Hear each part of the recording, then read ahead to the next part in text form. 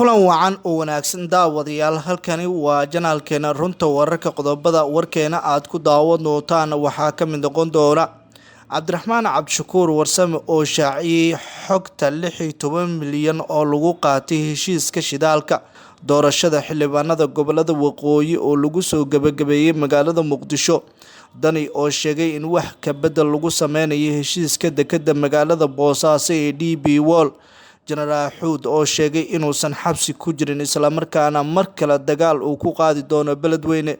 Tartanka laba Cabdiraxmaan ee doorashada ka dhaceysa gaalkacyo yaa libinta heli kara. Qodobadaasi qodobo kale ayaan warkeena ku soo qaadan doonaa. Haddaba daawade haddii aad janaalkeena ku cusub tahay subscribe noo saar janaalkeena wararkeenana like iyo share iyo commentiga noogu dadaala aan ku bilaawo qodobka ugu horeeya.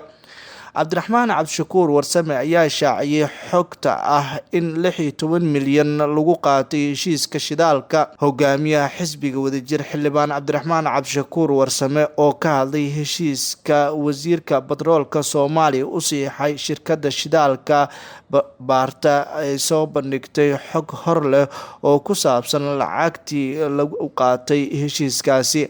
Cabdiraxmaan Cabdishakuur Warsame oo shir jaraa'id qabtay ayaa sheegay in shirkadda Coastlin ay ka mid tahay shirkadaha laga leeyahay dalka Mareykanka ee ka heleen xogta heshiiskaasi isla markaana ay ogaadeen in lagu qaatay 16 milyan oo dollar. Waxa uu sheegay in 7 ceel oo ugu muhiimsan ceelasha shidaalka Soomaaliya lagu saxiixay min 2 milyan oo dollar, taasi oo tirada lacagta celcelis ahaan laga qaaday ee ka dhigayso 14 milyan. Sidoo kale waxa uu sheegay in dhinacyada Soomaalida ahaan ay ka shaqeynayaan in ay fududeeyaan heshiiskaasi ay qaateen 2 milyan oo dollar.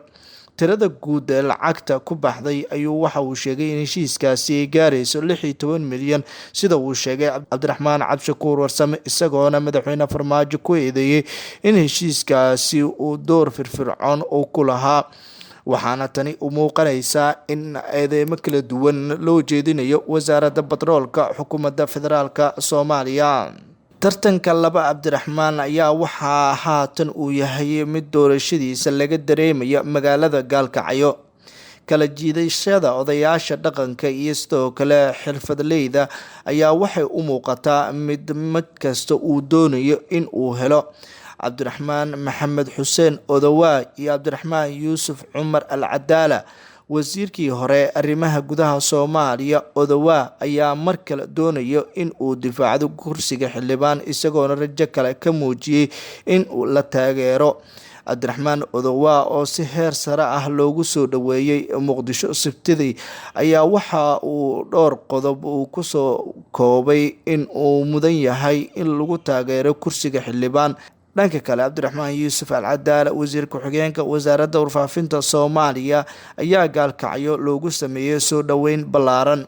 Inkastoo saxaafadda uusan la hadlin Al-Cadaala tigistiisa Gaalkacyo Khamiistii, haddana waxaa qaar ka mid ah kooxda u ololeynaysa ee qabanqaabinayaan sidii uu beesha kursigaasi ugu heli lahaa. Ra'iisul Wasaare Rooble ayaa la rumaysan yahay inuu dhisayo Al-Cadaala uu doonayay in uu gebi ahaanba uu ka adkaado xafiiska madaxweynihii hore ee Soomaaliya Xasan Sheekh Maxamuud, maadaama Xasan Sheekh Maxamuud uu wato Cabdiraxmaan Odawaa, balse Rooble waxa uu ku adkeysanayaa in uu Cabdiraxmaan Odawaa uu meel cadlaah ugu tago. Hase ahaatee madaxweynihii hore ee Soomaaliya Xasan Sheekh Maxamuud ayaa ku dadaalaya kursiga sumadiisu ay tahay Hob Eber 69 ayaa la ogeyn cidda ku soo bixi karta xilli laba Cabdiraxmaan mid walba uu libinta dhinaciisa la doonayay, iyadoo Odawaa uu sheegay in cid ka mudan aysan jirin kursigaasi. Tartanka xoogan ee Cabdiraxmaan Al-Cadaala iyo Odawaa ka dhex jira ayaa waxa uu yahay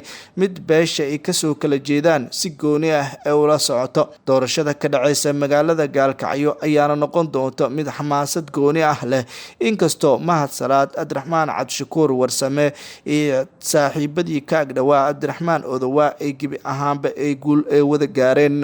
Dhanka kalena Dani ayaa waxa uu sheegay in wax ka bedel lagu sameynayo heshiiska dekedda magaalada Boosaaso ee shirkadda DP World.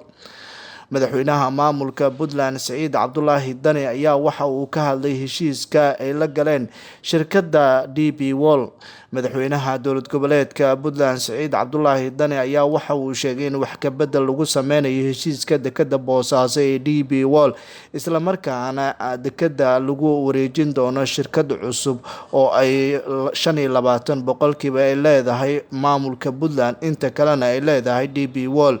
shirkadda DP World ayaa waxa ay ku fashilantay shaqaalaha sidii ay ula macaamili lahayd iyo dhibaatooyinka dhaqaalaha ee maamulkaasi Puntland.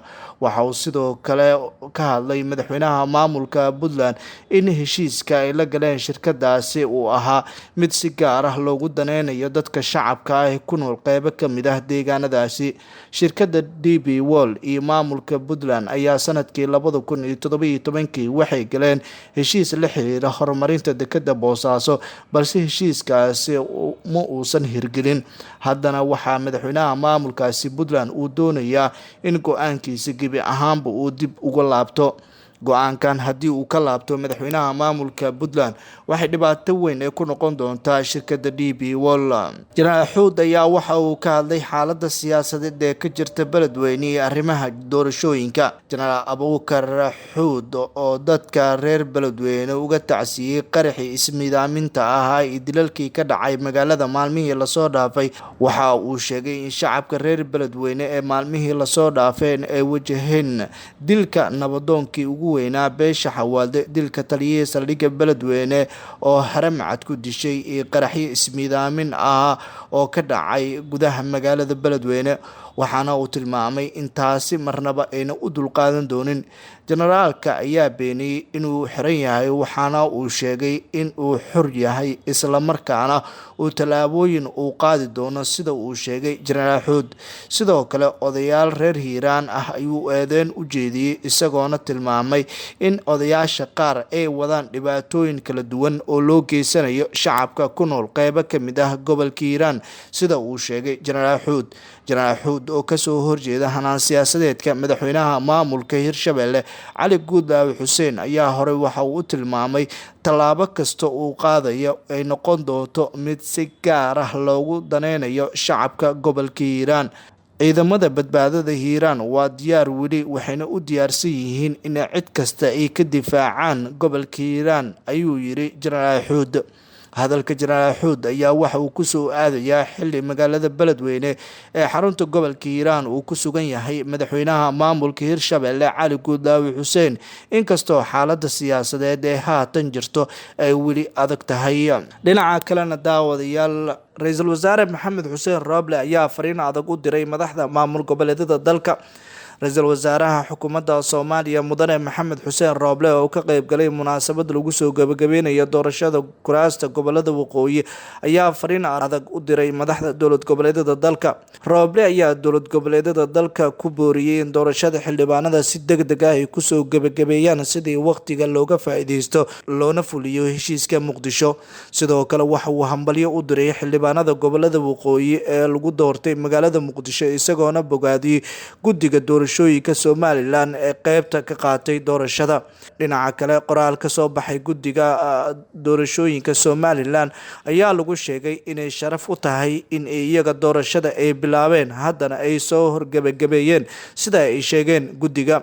qoraalkani ayaa waxaa intaasi uu kusii darayaa in ay diyaar u yihiin in ay mar waliba ay qaadaan tallaabooyin adag oo ku aadan arrimaha doorashooyinka.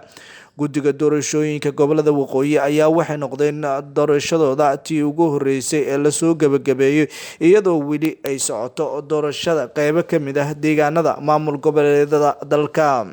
guud ahaan daawadayaal, warkii oo aad ka daawanayseen janaalkeena runta wararka saaxiibada aan jecelnahayo waanaga intaa.